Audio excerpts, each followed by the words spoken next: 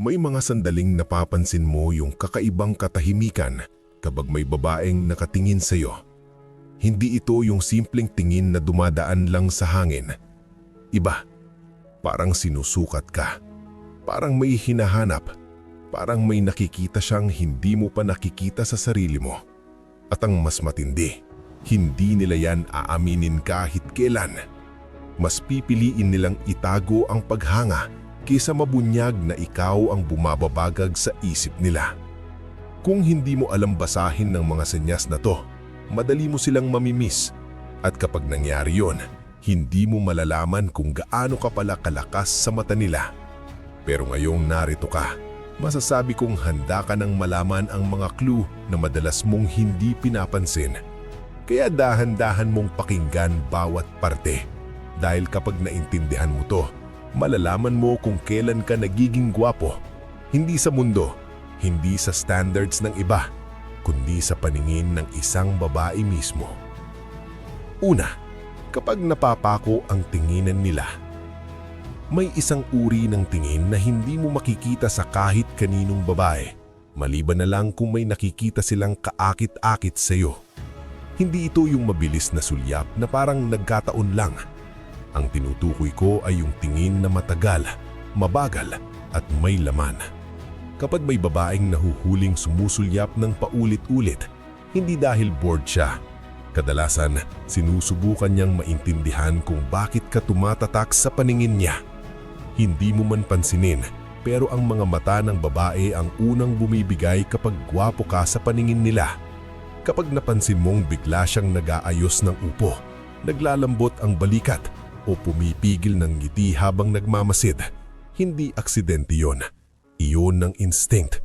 Iyon ang subconscious attraction na hindi niya kayang pigilan. At kapag nahuli mo silang ginagawa to, bigla silang mag-a-adjust. Minsan iiwas ng tingin, minsan magpapatay mali siya. Pero ang totoo, naunahan na sila ng utak nila. Sa mata ng babae, ang gwapo ay hindi lang tungkol sa muka. Ito'y tungkol sa vibe, tindig at presensyang mahirap baliwalain. Kung yan ang reaksyon nila sa iyo nang hindi mo naman ginagawa ang kahit ano, may dating ka sa kanila na hindi mo pa napagtatanto. Pangalawa, kapag nagiging mas tahimik siya kapag ikaw ang malapit. Kapag may isang babae na biglang nagbabago ang kilos kapag nandyan ka, hindi mo pwedeng baliwalain yon. May mga babaeng buong araw maingay, kuwela, halos hindi nauubusan ng salita. Pero pagpasok mo sa esena, para bang may humigop ng hangin mula sa paligid. Mas nagiging composed siya, mas controlled, parang bigla siyang namamalayan ang bawat galaw niya.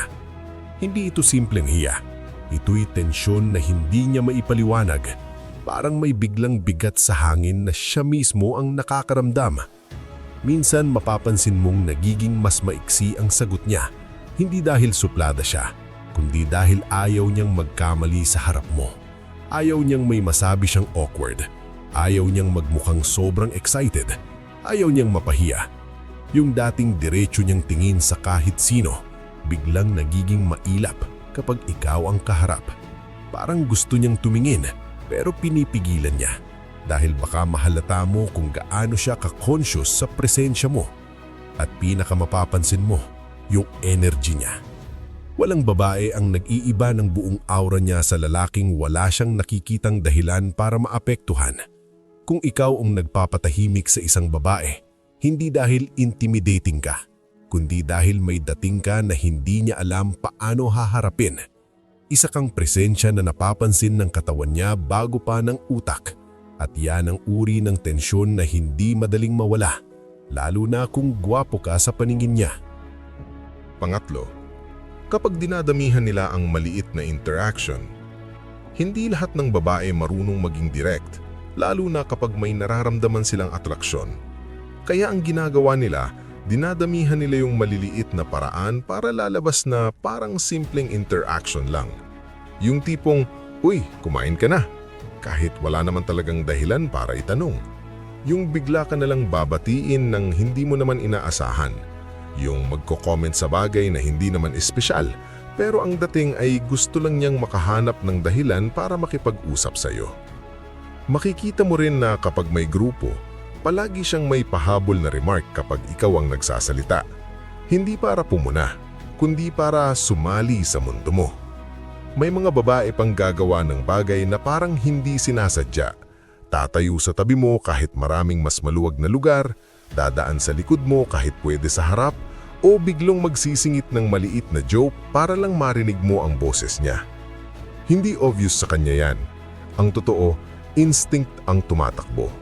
Kapag gwapo ka sa paningin nila, hinahanap ng katawan nila ang paraan para magkaroon ng koneksyon kahit gaano kaliit. Minsan hindi mo man mapansin sa una, pero kapag napansin mong consistent, doon mo mararamdaman ang totoo. Hindi niya kailangan ng malaking rason para lapitan ka. Ang mismong presensya mo ang dahilan. Pang-apat, kapag nagmumirroring siya ng hindi niyang namamalayan.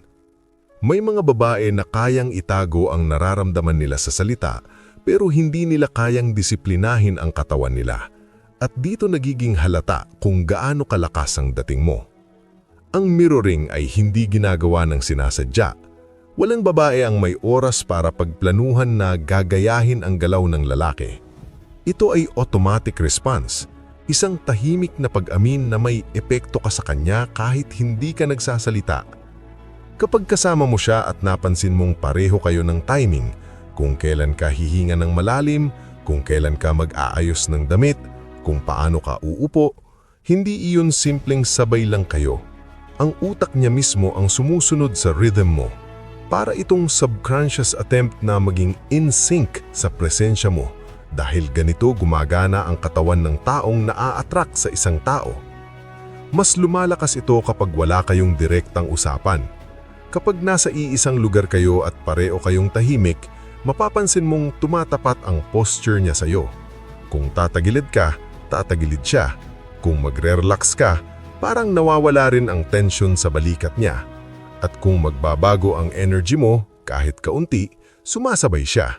Hindi dahil iniisip niya, kundi dahil nararamdaman niya. Ang mirroring ay hindi ginagawa ng babae na walang interes. Hindi rin lumalabas to sa lalaki na wala lang. Kaya kapag malinaw ang pattern, kapag sunod-sunod mo itong nakikita, hindi mo kailangan ng malinaw na sign mula sa kanya. Ang katawan niya na mismo ang nagsasabi. At doon mo mapagtatanto ang totoo. Hindi mo kailangan magpakitang gilas para makaapekto sa kanya. Minsan sapat na ang presensya mo para ang buong sistema niya ay mag-adjust. At kapag umabot na siya sa ganitong level ng unconscious mirroring, hindi na simpleng paghangayan. May attraction na kumakapit na hindi niya kayang putulin kahit gusto niya. Panglima, kapag pinipili kanyang pansinin kahit hindi siya palamansin. May mga babaeng halos walang pakialam sa paligid. Mga babaeng hindi madaling ma-impress, hindi madaling ma-distract, at lalong hindi nagbibigay ng atensyon ng walang dahilan. Pero kapag sila mismo ang lumalapit sa iyo, kahit sa pinakamaliit na paraan, may ibig sabihin yon na mas malalim kaysa iniisip mo. Mapapansin mong nagiging mas aware siya sa iyo kaysa sa iba. Hindi naman kayo close pero parang may natural na concern siyang lumalabas.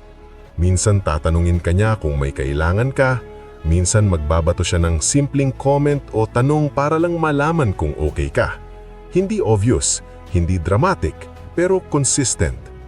Kapag ang babaeng hindi palamansin biglang nagiging attentive sa presensya mo, hindi dahil bored siya. Ito ay dahil hindi kanya ma-ignore. Ginagawa ang ayaw niya sanang gawin dahil may epekto ka sa kanya na hindi niya kayang takpan. Mapapansin mo rin na kapag may nangyari sa paligid, parang ikaw ang una niyang tinitignan. Kapag may biro, gusto niyang malaman kung natawa ka. Kapag may issue, gusto niyang malaman ang reaksyon mo. Parang gusto niyang i-match ang emotional temperature mo. At ang pinakamahirap itago, nagiging softer ang energy niya kapag ikaw ang kausap. Kahit pa matapang siya sa iba, nagiging mas makalma siya kapag ikaw ang nasa harap. Hindi niya ito mapipigilan dahil ang taong may dating sa kanya ay nagiging center of gravity ng composure niya. At kapag napansin mo ito sa babae na hindi naman talaga expressive, Alam mong hindi ordinaryo ang tingin niya sa'yo. Pang-anim, kapag nag-aayos siya kapag ikaw ang kausap. Isa ito sa pinakamadaling makita pero isa rin sa pinakahindi nila sinasadya. Kapag ikaw ang kausap niya at napansin mong bigla siyang nag-aayos ng buhok, inaangat ang shirt para maging maayos ang fit, inaayos ang pagkakatayo niya o naglalagay ng konting space para magmukhang composed, hindi iyon simpleng habit. Kapag gwapo ka sa paningin niya, nagiging hyper-aware siya sa sariling itsura. Hindi dahil gusto niyang magpa-cute, hindi dahil may plano siyang magpapansin. Ang totoo, instinkto. Kapag may lalaking may dating sa isang babae, gusto ng katawan niyang maging presentable, maging maayos, maging attractive. Hindi niya kayang pigilan dahil automatic itong lumalabas. Mapapansin mo rin ang micro-adjustments, yung tipong nag-aayos siya ng necklace kahit hindi naman gumagalaw. Yung parang biglang nalalagyan ng meaning ang simpleng paglipat ng buhok sa likod, yung paghawak sa balikat, yung pag-straighten ng posture. Mas nagiging obvious ito kapag bigla kang lumapit or bigla kanyang nakita unexpectedly. Parang may jolt na mangyayari sa katawan niya. Minsan may maliit na ngiti, minsan may pilit na composed expression, pero pareho lang ang ibig sabihin. Gusto niyang maayos ang itsura mo sa paningin mo. At kung kaya mong baguhin ang kilos niya sa loob ng 2 segundo, hindi mo na kailangan ng malinaw na kumpirmasyon. Attraction na ang gumagalaw para sa kanya. Pang-7, kapag hindi kanyang kayang i-ignore kahit nagpapakalamig ka. Ito ang senyales na hindi natatakpan ng kahit anong pride, logic o acting. Kapag pinipili mong maging detached, neutral at malamig, pero napapansin mong siya ang hindi mapakali, dito mo makikita ang tunay na bigat ng presence mo sa kanya. May mga babae na marunong umiwas kapag gusto nilang umiwas, pero iba ang nagagawa ng lalaking may dating sa kanila. Kapag nagpakalayo ka, parang mas lalo silang hinihila pabalik sa presensya mo. Kahit ayaw nilang magmukhang obvious, gumagawa sila ng paraan para mapalapit. Bigla silang may tanong, bigla silang may comment, bigla kang babatiin kahit wala namang dahilan. Hindi nila ito ginagawa para magmukhang clingy. Ginagawa nila dahil naiirita sila sa curiosity na hindi nila kayang pigilan. Kapag hindi ka nagpapakita ng interest, nagiging mas malakas ang epekto. Nagiging misteryo ka at walang mas nakakahook sa babae kaysa sa lalaking hindi nila mabasa pero hindi rin nila maiwasan. Mapapansin mo rin na kahit hindi ka nakatingin, gusto nilang makita kung kumusta ka. Titingin sila sa direksyon mo ng paulit-ulit, hindi mapakali ang kamay. Nag-iiba ang energy nila kapag nandyan ka. Parang mismong katawan nila ang lumalapit kahit sinusubukan nilang maging composed. At doon mo mararamdaman ang totoo. Kapag hindi ka kayang i-ignore ng babae kahit ikaw mismo ang naglalayo, hindi lang sila curious, nahuhulog sila sa presensya mo kahit ayaw nila. At yan ang pinakamatinding senyales na gwapo ka sa paningin niya. Kung napansin mo ang kahit isa sa mga senyales na to, hindi mo kailangan ng validation mula sa kahit sino. Hindi mo kailangang pilitin ang sarili mo o manghula kung may nakikita ba talaga siya sa'yo. Dahil ang babae, kahit gaano siya kagaling magtago, laging may lumalabas na pahiwatig kapag may lalaking umaapekto sa kanya nang hindi niya kayang kontrolin. At dito, nagiging malinaw ang totoong tanong. Alam mo ba ang halaga ng presensya mo? Dahil minsan, hindi mo kailangan maging maingay, hindi mo kailangan maging agresibo, at hindi mo kailangan magpakitang gilas. Kapag may natural kang dating, lumalabas yan kahit wala kang ginagawa. At ang babae, kahit hindi niya aminin, nararamdaman niya yan ng mas malalim kaysa sa iniisip niya. Kung nakita mo na sa kanya ang mga senyales na to, isang bagay lang ang sigurado, may impact ka sa kanya. At sa mundong puno ng distraction, bihira ang lalaking may ganitong uri ng tahimik pero malakas na presensya. Ingatan mo yon.